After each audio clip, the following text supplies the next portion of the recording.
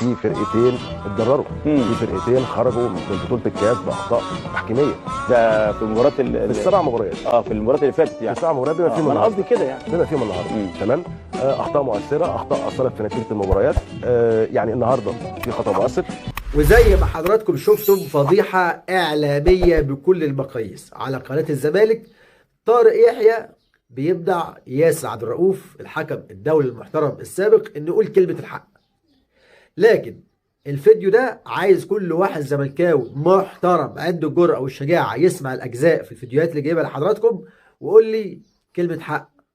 بس الأول نصلي على الحبيب محمد صلى الله عليه وسلم، ولو أول مرة بيشوفنا على اليوتيوب اشتراك ولايك وتفعيل الجرس عشان يصلك كل جديد.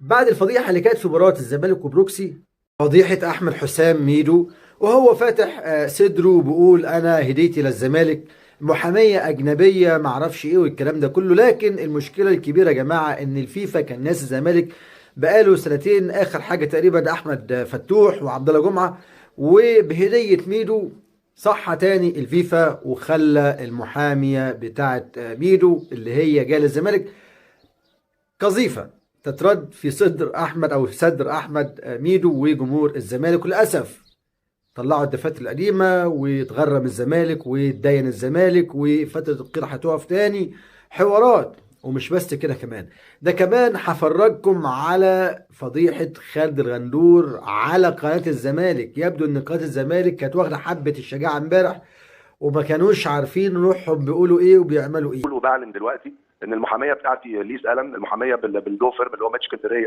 اكبر لو فيرم في المملكه المتحده واكبر محاميه رياضيه في انجلترا، ان انا هخليها وان انا هوكلها ان هي تتضامن مع سلفاتوري المحامي الايطالي في القضيه، واتعابها هتكون هديه مني لمجلس اداره نادي الزمالك والنادي الزمالك.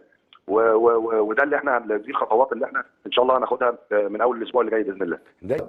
ومش بس كده كمان، ده كمان هفرجكم على فضيحه خالد الغندور على قناه الزمالك. يبدو ان قناه الزمالك كانت واخده حبه الشجاعه امبارح وما كانوش عارفين روحهم بيقولوا ايه وبيعملوا ايه، ولذلك بيقارنوا نفسهم بالنادي الاهلي وبقناته. يعني قناه الاهلي في 3 4% انا مش حاببها، اللي هي الشغل اللي مش عايز اذكر اسماء، يعني بدي شغل قصف جبهات من تحت لتحت. لا، يا ريت كل الاعلاميين هنا او هنا كل واحد فيهم يبص في ورقته. ليه؟ لان اللي هقول لك ان خالد الغندور طالع يقول للباشا مسعد بتاعي لو انت بتشبه الزمالك بسيد العمده اخو جعفر العمده، فاعلامي الرياضي المصري التابعين للاهلي فهم عاملين زي وداد، والمنافس بتاعي عامل زي دلال. يعني ايه التشبيه ده؟ يعني هو خلاص الكوره بتاعتنا وصل بيها الحال اننا نشوف الكلام ده. يعني يا ريت نروح نشوف خالد الغندور قال ايه عشان نتاكد. ردي على المهندس عبد القيعي ان حاجه واحده، ان في شخصيات اعلاميه عامله زي وداد. عارفه وداد يا باشمهندس عدلي اللي كانت متجوزه سيد؟ في شخصيات اعلاميه كده شخصيتها في الحقيقه عامله زي وداد، عاملين زي وداد. وفي كمان انديه على مستوى العالم بقى عاملين زي دلال. عارف دلال؟ دلال اللي قتلت واللي عملت كل حاجه واللي كانت ضد القانون في كل حاجه واللي ويلا نفسي واهم حاجه انا ومش مهم الباقي. فده ردي عليك. سيد غلبان وطيب وراجل قليله ومحترم وكان جدع وابن ناس وكان راجل بمعنى كلمه الرجوله، لكن وداد كانت وحشه قوي. وداد كانت وحشه.